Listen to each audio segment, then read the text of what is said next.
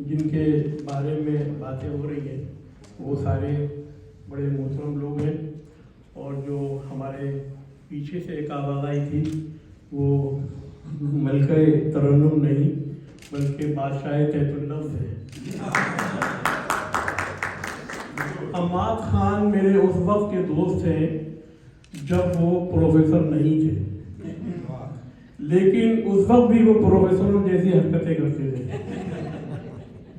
اس وقت اس تمام دورانیے میں محترمہ خالدہ ظہور نے بہت کام کی بات کہی کہ مزاحیہ جملے کو مزاحیہ ہونے سے پہلے یہ دیکھنا چاہیے کہ اس میں مزاحیہ ادب کتنا ہے۔ میرا نظریہ بھی یہی ہے۔ سوال یہ نہیں کہ ان کی کتاب میں، ان کے کالموں میں کتنے قہقہے ہیں، کتنی ہنسی ہے اور یہ کتنا لوگوں کو ہنساتے ہیں۔ وہ مزاحیہ نثر ہو، کالم ہو یا مزاحیہ شاعری ہو، سوال یہ ہے کہ قہقہوں کے ساتھ اس میں نازک خیالی، کونا مشقی اور اثر انگیزی کتنی ہے۔ اگر قہقہی ہمارا معیار ہوتا، ہنسانا ہمارا معیار ہوتا، تو ہمارے معاشرے میں معین اختر اور عمر شریف بہت بڑے رائٹر ہوتے ہیں۔ تو میں پورے وصول سے یہ بات کہہ سکتا ہوں کہ یہ تمام خصوصیات جناب حماد خان کی کتاب اور ان کے کالموں میں موجود ہیں۔ آج سے تقریباً 2 دہائیاں پہلے جب وہ اخبار میں کالم لکھتے تھے تو یہی جو ابھی انہوں نے کالم سنایا ہے، کریلا اور پہلوان اور مولوی، مختلف تو پڑھ کے میں نے ان کو کہا تھا کہ آپ اپنی صلاحیت ظاہر نہیں کریں، شاعر تو آپ ہیں لیکن یہ صلاحیت بھی ظاہر نہ کریں، اس کو آپ بڑھائیں۔ پھر انہوں نے کووڈ کے درمیان کچھ آرٹیکل لکھے، اسی حوالے سے یہ نام رکھا 6 فٹ پرے۔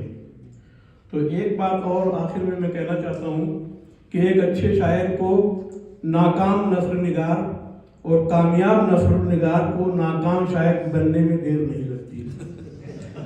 دیکھا گیا ہے کہ دونوں گاڑیاں ایک ساتھ نہیں چلتی۔ پاکستان میں، ہندوستان میں دیکھ لیں، اگر کوئی شاعر ہے اور اس کے ساتھ افسانہ نگار بھی ہے تو اس کی ایک ہی پہچان ہے۔ تو ایک واقعہ یاد آیا، جب میں نیا امریکہ آیا، نیو یارک ایک سب وے میں ہمارے پرانے کراچی کے ایک بدماش مجھے مل گئے۔ بہت بڑے بدماش سے ان کی ہیبت تھی میرے اوپر، 1 منٹ میں وہ گولی میں بند کر سکتے تھے۔ تو انہوں نے مجھ سے پوچھا کہ آپ کی شاعری کیسی چل رہی ہے؟ تو میں نے کہا ٹھیک چل رہی ہے لیکن ویسی نہیں چل رہی۔ کہنے لگے یہاں ہماری بدماشی ہے، ویسی نہیں چل رہی، تمہاری شاعری کیا چل رہی ہے؟ تو میں کہنا یہ چاہتا ہوں کہ یہاں حماد خان کی نثر نگاری بھی چل رہی ہے، شاعری بھی چل رہی ہے اور بدماشی بھی چل رہی ہے۔ انہوں نے ابھی تک، میں نے کالم تو کہیں پڑھے ہیں لیکن ابھی تک مجھے اپنی کتاب نہیں دی ہے۔